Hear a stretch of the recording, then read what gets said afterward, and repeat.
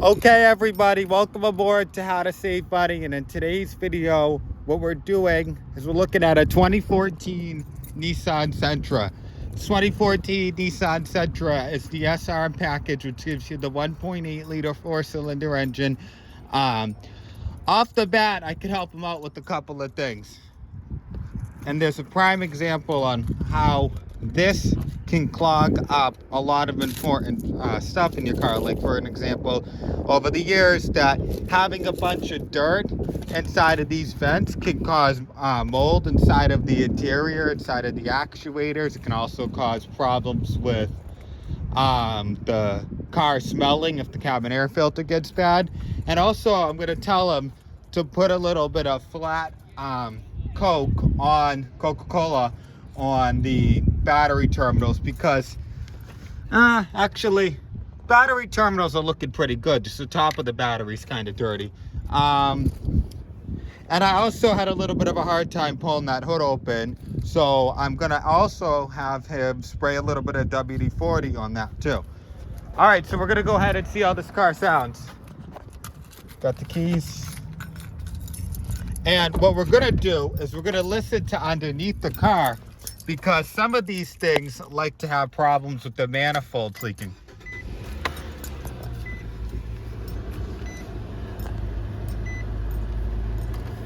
So yeah, I mean, a tiny bit of catalytic converter rattle at a startup, a very small amount. But I don't hear anything now. The VVT system's actually in pretty good condition on this thing too. See, when you can put your hand on an engine, right, and you don't really feel it rattling that much, that's usually a good thing. And some of these things have a Rockford Fosgate sound system in it. My Ultima had a Bose, but after this, they were putting Rockford. After 2013, they were doing the Rockford Fosgate sound system. And he's also got a really good dash camera. Hey, you know what? He's prepared for mass holes. All right, so let's see. Is there any clunks in that CVT? Yeah, it clunked a little bit, but you know what? Mine was clunking a lot at 109,000 miles, and it was still clunking at 140. So let's see. He said the brakes weren't so hot in this car. Hey, mine were a lot worse. Go ahead and pause this. One of the biggest things you want to do with these CVTs is make sure they are stopped before you take them out of reverse. Oh, the brakes aren't super bad at all. They're completely fine. See, these Nissans, they like to stop a little. The brake pedal likes to sink to the floor a little bit on these things. And it's all because of the way the CVT works. Now, if we go into the computer system, we'll find out that the CVT will have a couple of weird communication codes in it. And I still don't hear that manifold leaking one bit. So what we'll go ahead and do is I'll pause it and we'll plug in the scan tool. Now, also, this car has economy mode, which, I don't like economy mode. I like sport mode. I like driving fast. Now, Nissan really likes to put their stuff in awkward places. Hey, you know what? Here's a good sign that this car's got a lot of highway mileage too, is the brake pedal is not super worn out. Now, if this car had a lot of wear on the brake pedal, but not much wear on the gas pedal, that would indicate that this car's got a lot of stop and go mileage on it. And if this car had a lot of stop and go mileage on it, if you're looking for one of these things, run! But this CVT is also working pretty good for two reasons. The CVT transmission has had the fluid changed with the filter on time, so the belts and the screens are probably in good condition.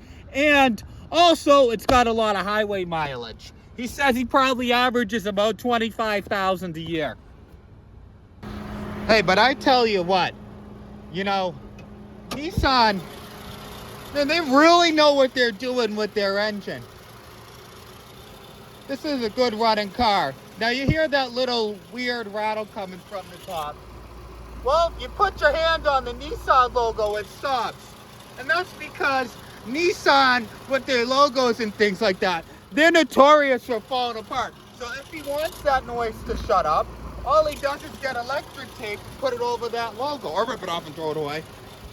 Now, one thing that he also does well one thing that he also does well is keeping the engine dirty.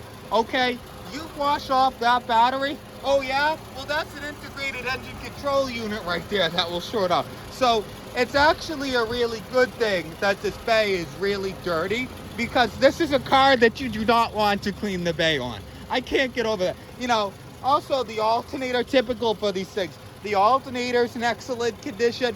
Now, these overall are excellent cars, but one of the biggest things you want to take care of is the Jatco CVT transmission, which hides underneath that battery. And the good old Jatco CVT transmission is still working as it should, because he changes the fluid.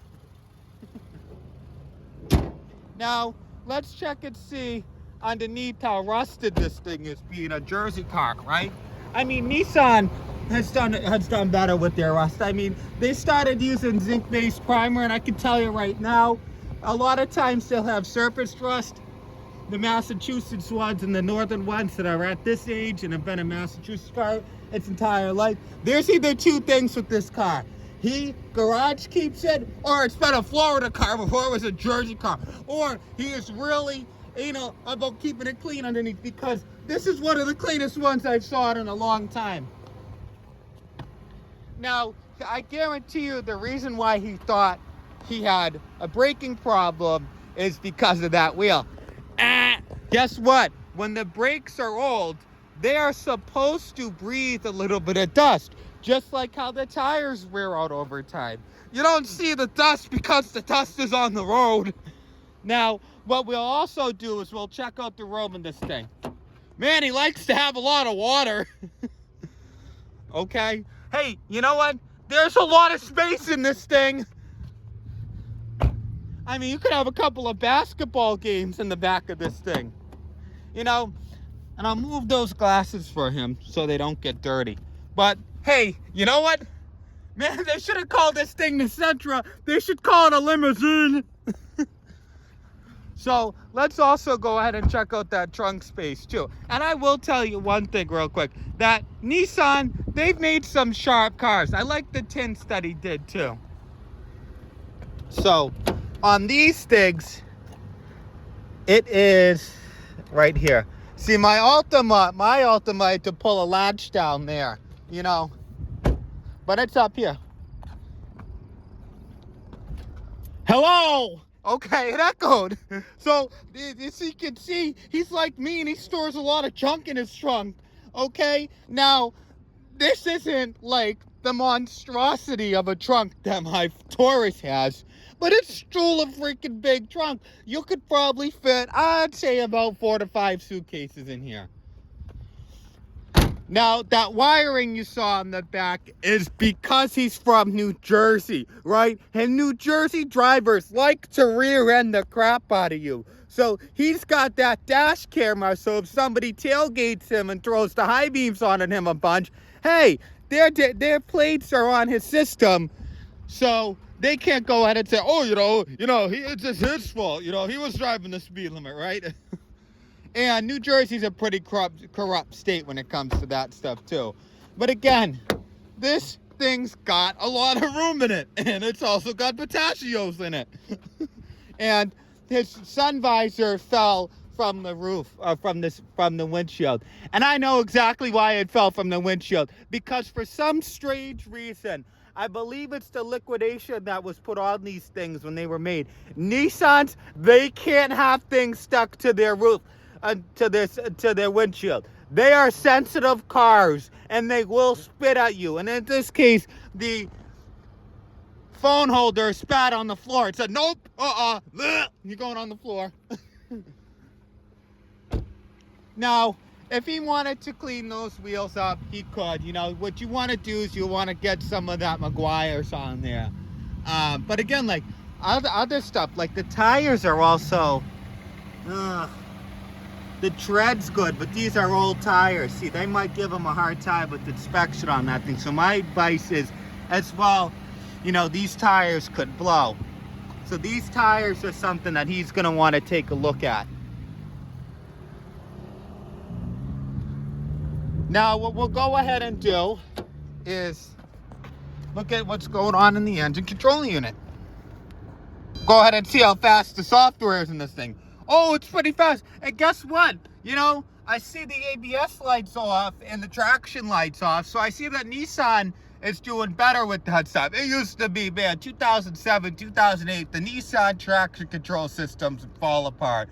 But in this case, you know, car's working pretty good. You know, what we'll go ahead and do is we'll go to the live data, right?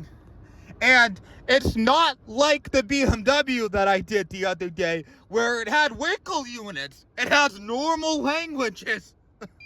Now, as you can see, you know, the engine and things like that are running pretty good. The lifters are running pretty good. The engine RPM is exactly as it should be at 713 RPM. Now, if you rev it up, you can see the throttle's nice and responsive. Now, it's not really loud. It just kind of sounds like a frog. See, that's the things with the CVTs. You know, they like to sound like frogs. And they like to sound like chirping frogs. Now, the mass airflow sensor's also working pretty good. The throttle position sensor's also working pretty good. Whatever that is. Now, it's really in good condition. Like, I don't see any odd numbers. Now, what you would see if there was something wrong with the mass system, right? Okay, it would be retarding down to 0.5 to 0.1. Now, the throttle position sensor is actually doing what it should be.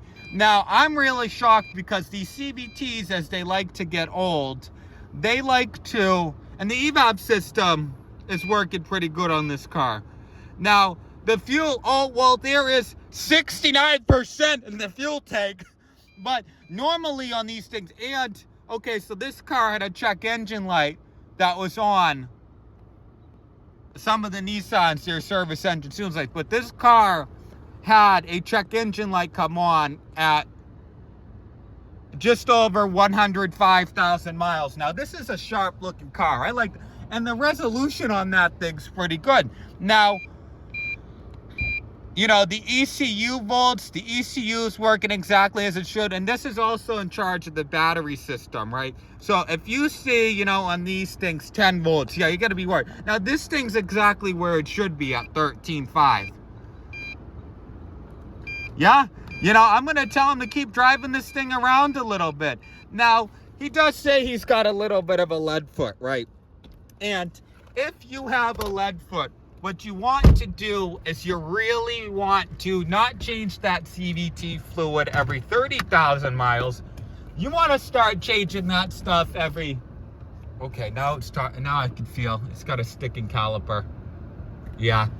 But he wants, I just released a little bit. But he wants to be changing the fluid every 20 to 15,000 on this, especially depending on what RPMs he's going at. Oh, look, it gurged. Oh, when I took the wheel. Oh, we'll go ahead and I also don't hear any oddball creaks coming from the suspension. You know, it's because it's got a lot of highway miles on it. Like, yeah, you know, he drives it rough, but he takes care of it. Like, you don't hear any odd wheel bearing noises. You know, we'll take it around one more time. You know, actually, the brakes are in pretty good condition in this thing.